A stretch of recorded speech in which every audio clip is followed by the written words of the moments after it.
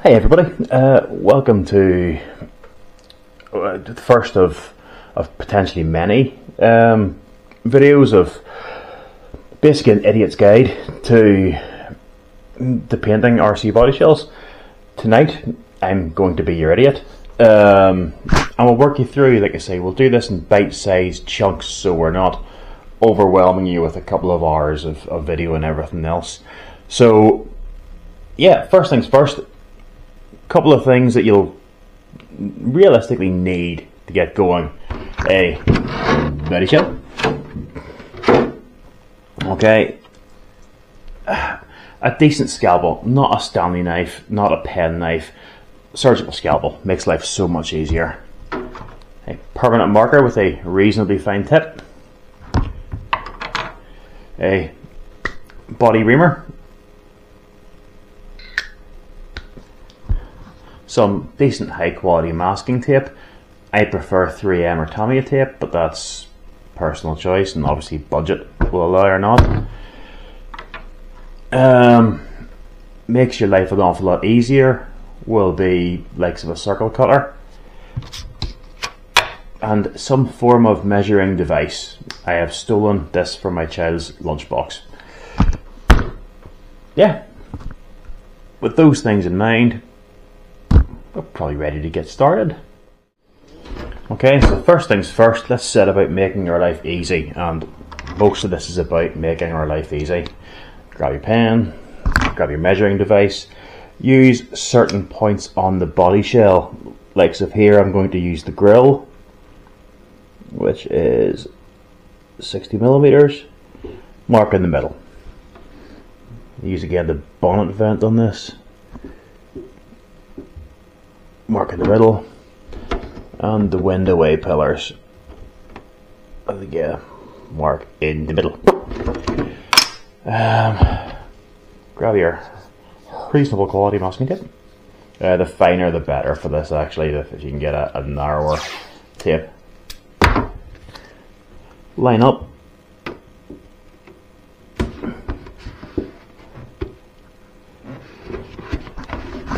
Give yourself a center line to work from.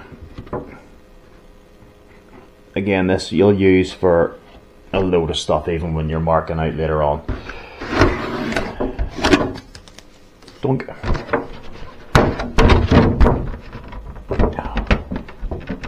Overspray. Film warning labels are just brilliant. They're always put in the wrong place.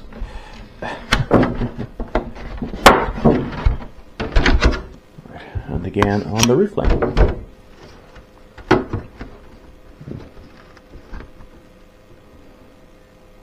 I suppose this checks how good your quick maths is as much as anything else.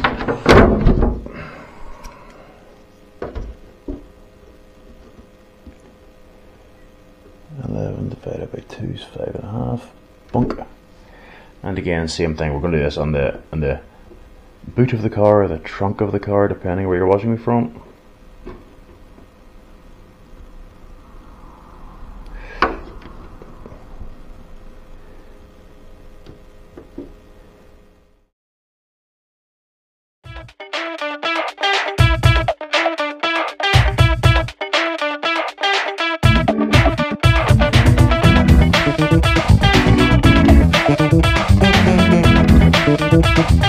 Again, make life easier with what we're doing.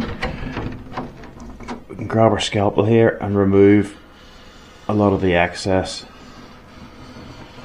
around the bottom of the body shell. Just, I mean, it's no need to be there. This will obviously give you some practice on what we're going to do shortly whenever we mount the shell into things. All we need to do with a good quality scalpel is a light score around it. Use the chamfer at the bottom of the mould to keep the knife roughly the place you want it to be.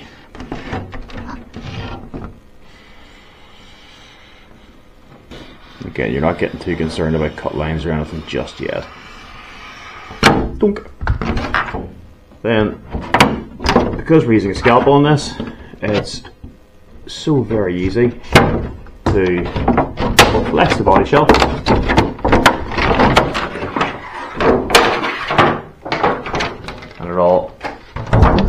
comes off in one piece like that. Okay, next up, set the body shell on top of a chassis. This is my youngster's TT02 that gets a bit of a hard life every now and again. It's the TT02 that we use for a bit of indoor, not very serious racing. And yeah, that's saying that it gets a hard life really is a bit of an understatement. So what we're going to do, we're going to set the body shell on, line up roughly where we want the body posts to be, judging off the wheels and the axle lines. Obviously, if you're mounting this for full-blown touring car racing, you will almost certainly have a road method, because you can move the shells forward and backwards for aero load that you want. However, I suspect if you're at that level, you won't be watching an idiot's guide of how to mount and paint a body shell. Right, so that's done, and we're going to take the front end first of all. We're happy with the position of the arches. We're happy that's in the middle. We're going to look down directly on it and mark the middle of the body post. Just like that. Okay. 2 minutes. Take the chassis away. Get our measuring device and just make sure that we're fairly close to where we need to be. 3.5 and 7, pretty much bang on. There's a little bit of play in the positioning of the shock towers, but that's going to be unfortunately where we're up to with this. This is why we need to mount into each individual car. Yeah, ideally, in an ideal world, you put new body posts on for every body shell, but that's just not really feasible. So, with that done, we grab our reamer. We can say we're happy with the positioning of this, happy with everything else. Gently make the first pilot hole. Oh, being careful not to make a hole in my finger. And again, same on the other side.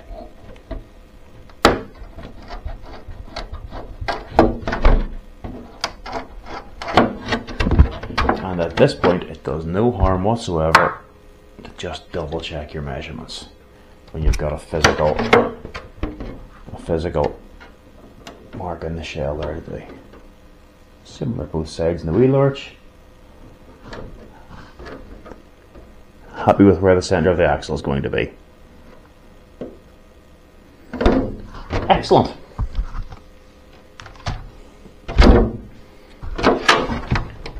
Now we'll take our reamer and we'll slowly open these holes up until it easily fits over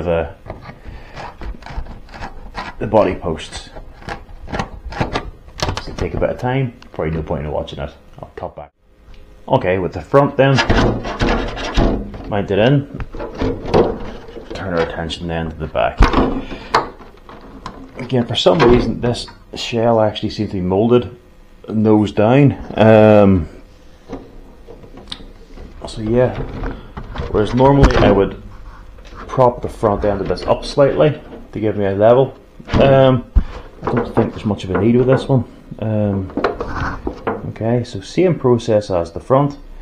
Get the shell to where you're happy with in the middle of the chassis. Use any reference points on the body that you can. I mean, I'm using the rear body posts to the centre line and to the wing struts here as well. Try and see where we're up to.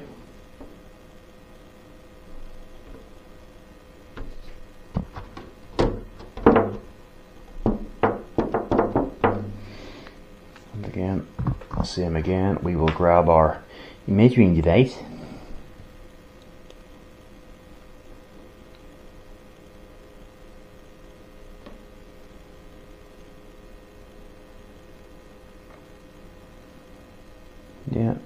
on about 32 millimeters either side, so we're happy with that. And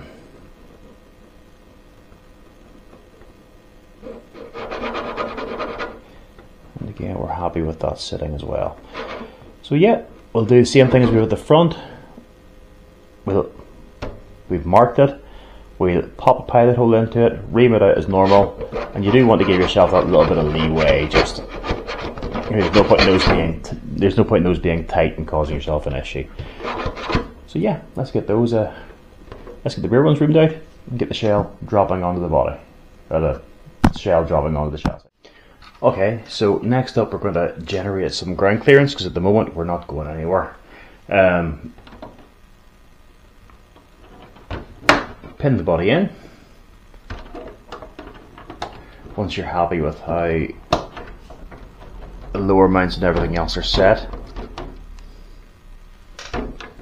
make sure you pin them in tight to be accurate.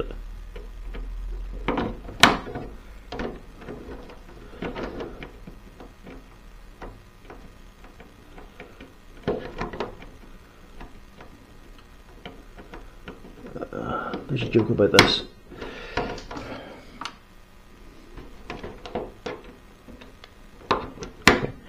Now, typically what you're looking for is about 5 millimeters ground clearance. The mat's away because you want a level surface as possible, and yeah, that's about 5 mil. So take your marker on its side, and you can draw the whole way around the body.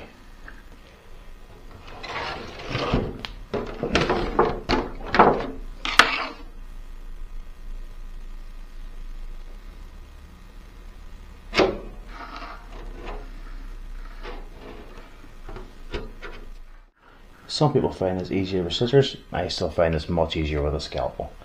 But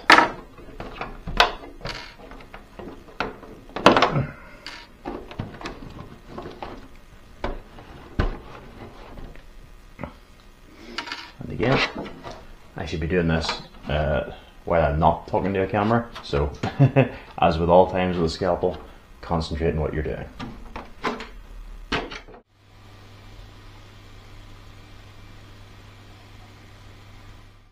Okay, so the lower section of the body shell has now been trimmed out. You can see yourself from going through full suspension compression on the chassis when it's mounted in. Nothing's catching, everything should be fine.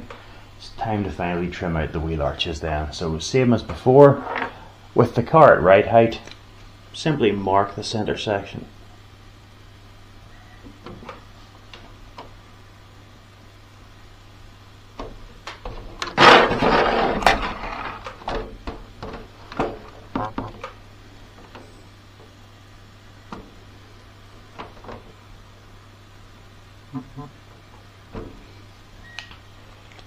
And grab your circle cutter from earlier on. Adjust this to the size of the wheels you're using. And yeah, everyone's used the compass in school. Job's a good one. And just like that, that's everything trimmed out and ready to go. Yeah, next thing to do is to prep the body shell for paint and mask it. So yeah, subscribe. And like I say, you'll be given notifications of when that next episode's up. Thanks for watching.